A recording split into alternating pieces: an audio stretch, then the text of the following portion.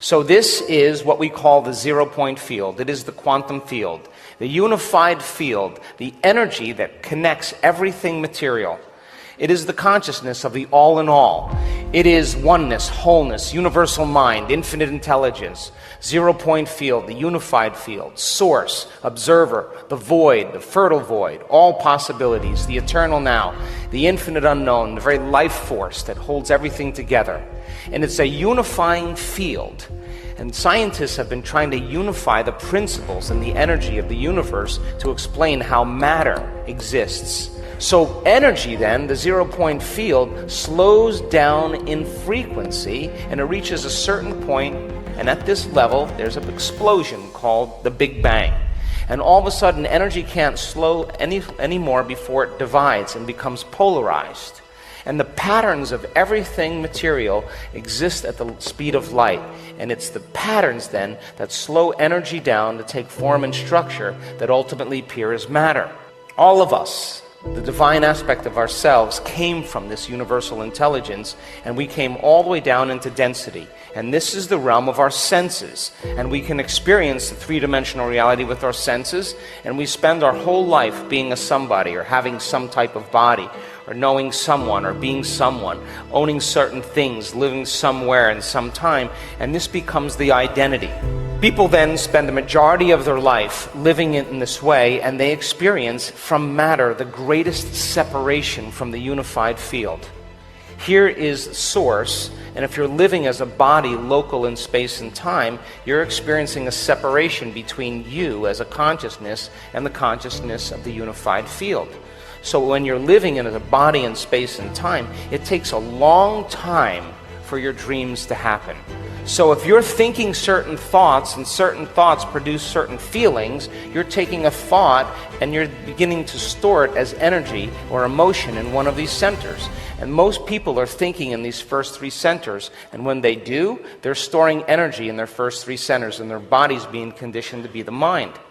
It takes opening this center to begin the creative process. This is the center of oneness. This is the center of wholeness. This is the union of polarity and duality. And if you can't get energy into your heart then, for the most part then, it requires a coherent brain and a coherent heart to begin to affect the nature of reality, to begin to affect matter. So then every thought that you think produces a frequency. And most people's frequencies, most people's thoughts are in this realm right here. And it would make sense then, if they're thinking lower thought frequencies, then it's going to take a long time for their dreams to come true. Think about that problem in your life, or that condition that has never changed. What are your thoughts about it? It's not something pleasant, is it? And what are the feelings associated with it? There aren't feelings that you don't typically want to live by, but you live by those feelings every single day. Yes or no? So then you're reacting consciously or unconsciously to the thought of the problem or the actual problem over and over again. You are broadcasting an electromagnetic signature into your field. But if you're creating, and those thoughts are these lower frequency thoughts, then you have very little effect on matter. So now you got to go make the problem happen. You got to go change it with you. You got to get your identity or personality involved in it. So then we found out in the research that we've done, and we now know there's a formula, that when a person takes all of their attention off their body, all of their attention off the people in their life, all of their attention off the things they own, their cell phone, their computer, their car, every object or material thing, take their attention off their home, where they sleep, where they work, they take all the attention off where they're even sitting, and they take their attention off the predictable future or their familiar past, and they find the sweet spot of the generous present moment, then they're disinvesting all of their attention and energy out of this three-dimensional reality, and they're moving in the opposite direction towards the unified field. And now, when they become nobody, no one, no thing, nowhere, and no time, they have to pass through different layers of emotions that have memories, different frequencies that are carrying different information, and they got to pass through these layers that have become their identity.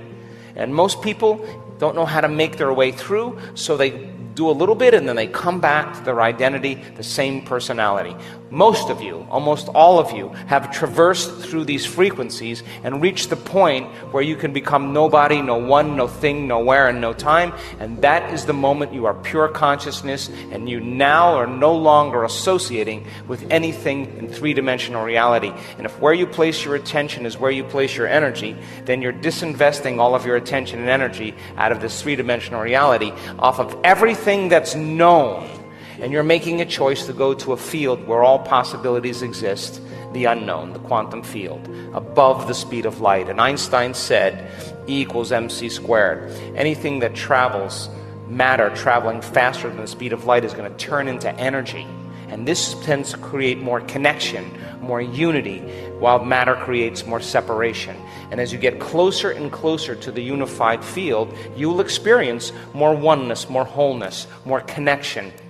You'll experience a greater level of mind. Now, this is important because in order for us to do that, a person has to go from a narrow focus on matter and begin to widen, broaden their focus on nothing but space, on nothing, on a void of anything material.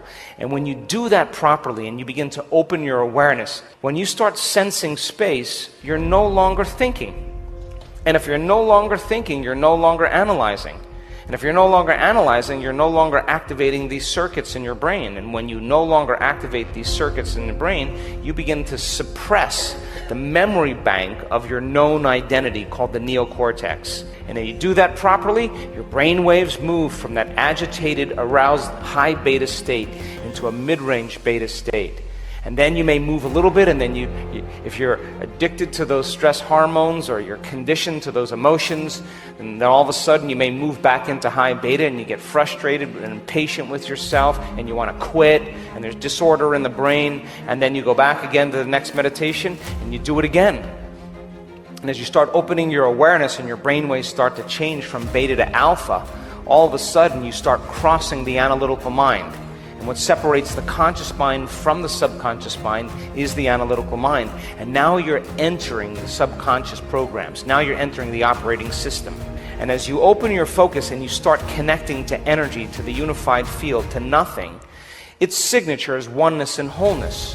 And when you start processing that frequency, all of a sudden the brain starts getting more organized. It starts getting more coherent. It starts resonating in cadence. It starts to synchronize. And all of a sudden, different compartments of the brain that were subdivided start to integrate and become more whole. And you start feeling more like yourself.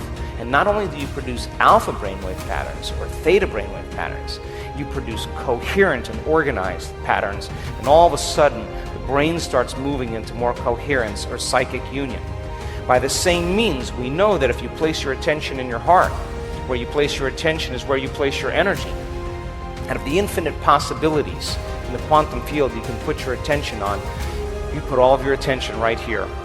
And if you can regulate and learn how to create elevated emotions, these emotions down here are pain and guilt and shame and unworthiness and suffering and anger and frustration and patience and resentment and competition and envy and jealousy and importance. These are all those slower frequency emotions. And when you cross over into oneness or wholeness, energy moves into your heart.